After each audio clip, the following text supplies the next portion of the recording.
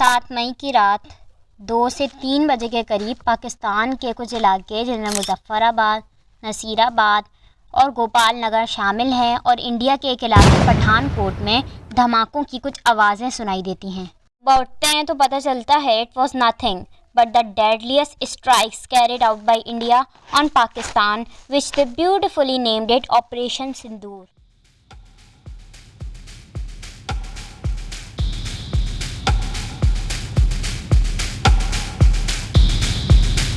तो ये 7 मई की बात नहीं है, बल्कि 7 मई से 10 मई तक इंडिया ने कंटिन्यूसली पाकिस्तान पे जो है स्ट्राइक्स किए हैं और पाकिस्तान ने भी अपना फुल प्रोडक्शन किया है। इंडिया ने स्ट्राइक्स के लिए French imported latest Rafales fighter jets का इस्तेमाल किया था, which were very strong and very good at combating, but luckily Pakistan ने सिर्फ एक को नहीं बल्कि तीनों राफेल्स को शूट डाउन कर दिया था। राफेल्स के बारे में किसी और वीडियो पे बात करेंगे because it is the whole different topic to talk about. Targeted places की बात कर लें तो इंडिया कह रहा है उन्होंने 9 साइट्स को टारगेट किया है, जबकि पाकिस्तान ऑफिशियली डिक्लेयर कर रहा है कि सिर्फ और सिर्फ 6 साइट्स जो हैं वो टारगेट हुई हैं। इंडिया ये भी कह रहा है कि जिन 9 साइट्स को टारगेट किया है वो टेररिस्ट बेस हैं।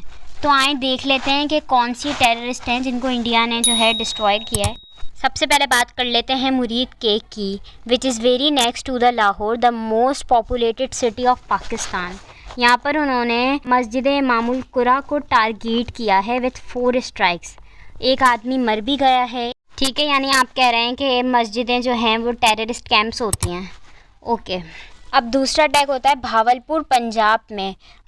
भावलपुर के करीब एक छोटा सा इलाका है अहमदपुर शर्किया, वहाँ पर मस्जिद सुभान को टारगेट किया जाता है। ये आप वीडियो में भी देख सकते हैं। पूरी तरह से मस्जिद जो है वो अटैक के अंदर डिस्ट्रॉय हो जाती है। कम से कम 5 लोग मारे जाते हैं, जिसमें एक छोटी 3 साल की बच्ची भी शामिल होती है।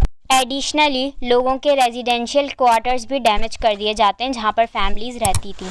नेक्स्ट है हमारे पास मुजफ्फराबाद, पाकिस्तान एडमिनिस्ट्रेटेड कश्मीर का कैपिटल सिटी।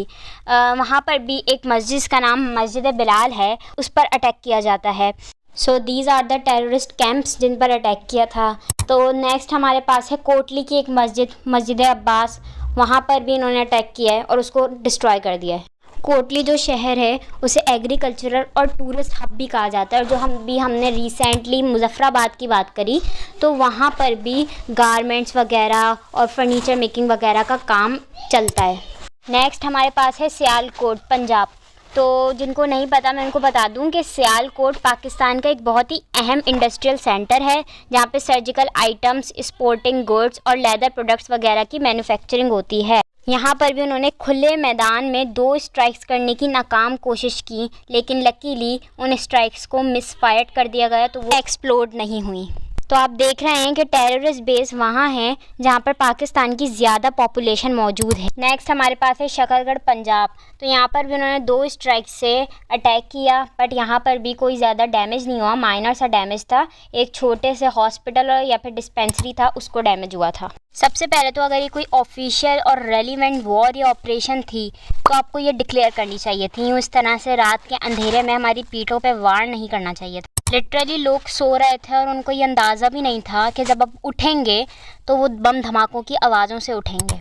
फिर आप अपनी मिस्टेक भी नहीं मान रहे हैं, ठीक है। आप कह रहे हैं इंडिया ऑफिशियली ये कह रहा है कि हमने जो है सिर्फ टेररिस्ट बेस को जो है टारगेट किया है, किसी को कोई नुकसान नहीं पहुंचा है। तो फिर कैसे 50+ लोगों की डेथ कॉज्ड हो गई? डिफरेंट लोकेशंस इंक्लूडिंग मस्जिदें, उन पर किसने अटैक किया? इतने सारे लोग भी इंजर्ड हो चुके। ऊपर से आपने लाइन ऑफ कंट्रोल को क्रॉस करके लॉज वायलेट वहाँ अटैक किया जहाँ पॉपुलेशन भी ज़्यादा है, और ये लोकेशन पाकिस्तान की इकनॉमी में बहुत अहम किरदार भी अदा करती हैं। तो ये कौन सा ऑपरेशन? इंडिया ये भी क्लेम कर रहा है कि मुरीद के में उन्होंने एक टेररिस्ट बेस को टारगेट किया जहाँ पर उन लोगों को ट्रेन किया गया है जो 2008 के मुंबई अटैक में शामिल थे। अब यहाँ पर बात तो हम पहलगाम की कर रहे हैं ना, 2025 की बात हो रही है। ये तो आप पुराने केसेस को बीच में लेकर आ रहे हैं और गड़े मुर्दे उखाड़ रहे हैं। इन सब के बावजूद भी हमारी पाक आर्मी ने बहादुरी का मुजाहरा करते हुए इतनी अनप्रेडिक्टेबल सिचुएशंस में भी हमारा प्रोटेक्शन किया और हमें मज़ीद डिस्ट्रक्शन से बचाया। Salute to you.